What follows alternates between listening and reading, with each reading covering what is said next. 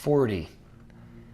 I can only remember being younger and thinking, man, that's old. But I have the sense that the destiny, the destination, the training is finally going to come to a fruition like never before. And I'm energized and I'm excited. I was born at essentially a naturopathic college. I was born at home. My dad and 3 fellow students delivered me as part of their OBGYN curriculum. I like to say that my mother gave them a D-, but they still passed. Looking back, I have a distinct memory that's very real to me. I was 2 years old. I decided to hang on a cabinet, not realizing that on top was an old-fashioned water distiller, which ultimately toppled, pouring scalding water on a 2-year-old, myself, and burning me. My parents grabbed some aloe vera plants and put aloe vera all over my body. I was told half of my body would be covered in scars. Flash forward to today, I have a scar the size of a dime on my left hip. I obviously grew hair, and I had a chance to really experience the power of natural health as a young child. Ultimately, what was chosen for me, the natural path for me to be healed, would be the very disciplines of health that I would choose later in life. And as I got older, I became interested in how nutrition might play a role in fitness. I was very focused on making a difference. But in thinking back, I didn't have my horizons expanded until tragedy struck. I became desperately ill myself with Crohn's disease. I was constantly in pain. I was scared out of my mind. And I think most people, when they're sick, it isn't the pain or the suffering, it's what could this be? What will happen? Will I die?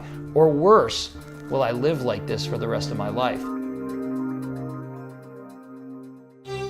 I have traveled the world sharing various health principles.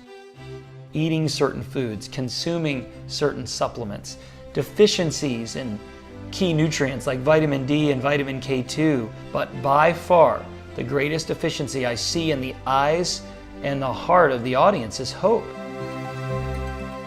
People are deficient in hope. And when I got well, I had one door to walk through, and that was to share my message of hope with others in the form of real nutrients, real food, real hope.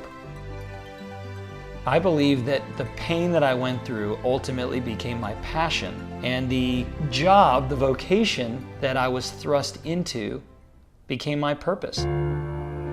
Purpose and passion are 2 words that would describe every day of my life.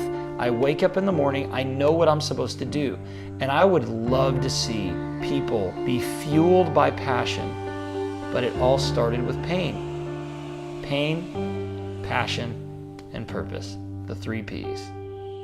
I have a wife that I adore and 6 children that I want to see embrace life, live their purpose, and change the world. And you begin to think about words like legacy as we turn 40. Do I want to leave a legacy of business success, or do I want to look back and say that I gave my all to my greatest priorities? I want those who are closest to me to feel valued, to feel encouraged, and to know that whether I'm physically with them or not, that I am focused on making their life better and helping them succeed in what they're called to succeed in. I am determined to be the best husband and best father I can be.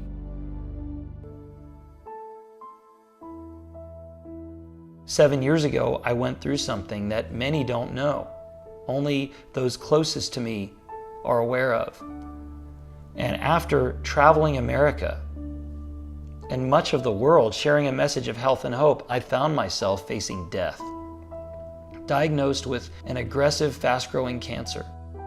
Hearing the doctor say that if you don't undergo conventional medical treatment, you have a 100% chance of being dead in 3 months alarmed me, but it fueled my fire even more. Virtually every health challenge has been broadcast through books and magazine articles and television programs, but my cancer diagnosis and subsequent conquering, I felt led to keep a secret. I can't explain why. I don't understand it, but what truly amazed me was the fact that from the day that I got a clean bill of health, people found their way to me and they said, "Jordan, I can't believe how much empathy you have. It seems like you know exactly what I'm going through." This isn't a message about nutrition. It's not about detoxification. It's not even about forgiveness. It's about hope.